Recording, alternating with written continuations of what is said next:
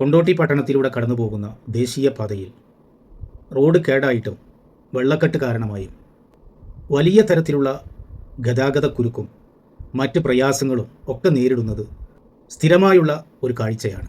പ്രത്യേകിച്ച് മഴക്കാലമായാൽ അതിൻ്റെ ബുദ്ധിമുട്ടുകൾ ഇരട്ടിക്ക് ഇരട്ടിയായി മാറുന്നതുമാണ്. ആ പ്രതിസന്ധിക്കൊരു പരിഹാരമായി സ്ഥലം MLA ആയ TV ഇബ്രാഹിം നിരന്തരമായി ഈ കാര്യത്തിൽ ഇടപെട്ടുകൊണ്ട് ഒരു ശാശ്വത പരിഹാരത്തിനായുള്ള ശ്രമങ്ങൾ തുടർച്ചയായി നടത്തിപ്പോരുകയായിരുന്നു. ഇത് പലപ്പോഴും അദ്ദേഹം ജനങ്ങളുമായി പങ്കുവച്ചതുമാണ്.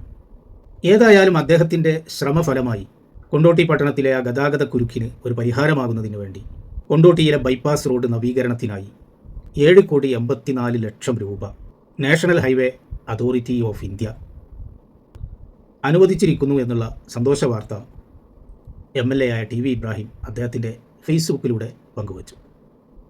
എന്നാൽ ഞാൻ പറഞ്ഞു വരുന്നത്, അദ്ദേഹത്തിൻ്റെ ഫേസ്ബുക്ക് പോസ്റ്റിൽ അദ്ദേഹം ഈ ഒരു സന്തോഷ വാർത്ത പങ്കുവെച്ചുകൊണ്ട് ഒരു പോസ്റ്റ് ഇട്ടപ്പോഴേക്ക് അതിൻ്റെ താഴെ വന്നിട്ടുള്ള കമൻറ്റുകൾ വായിച്ചാൽ ഇങ്ങനെയൊക്കെ വിവരമില്ലാത്തവർ ഇപ്പോഴും നമ്മുടെ നാട്ടിലുണ്ടോ എന്ന് തോന്നിപ്പോകും.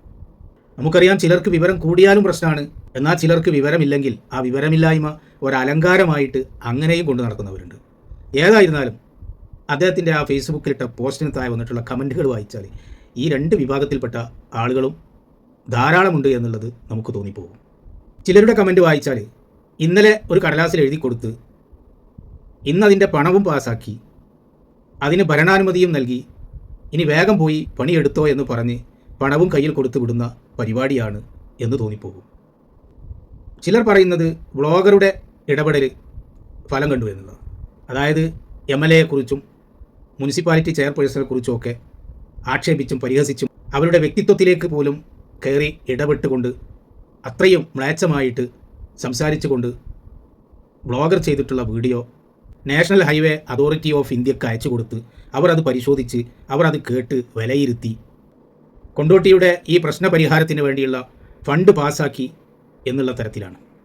ഏതായാലും വിവരവും വിവേകവുമുള്ള ആളുകൾ കൊണ്ടോട്ടിയിലെ ഈ വലിയ ഒരു പ്രതിസന്ധിക്ക്, ഈ ഒരു പ്രയാസത്തിന് ശാശ്വതമായ ഒരു പരിഹാരത്തിനായി സ്ഥലം MLA ആയ TV ഇബ്രാഹിം നിരന്തരമായ ശ്രമങ്ങൾ നടത്തിക്കൊണ്ടിരിക്കുകയായിരുന്നു എന്നുള്ളത് മനസ്സിലാക്കാൻ ഒരു പ്രയാസവുമില്ല.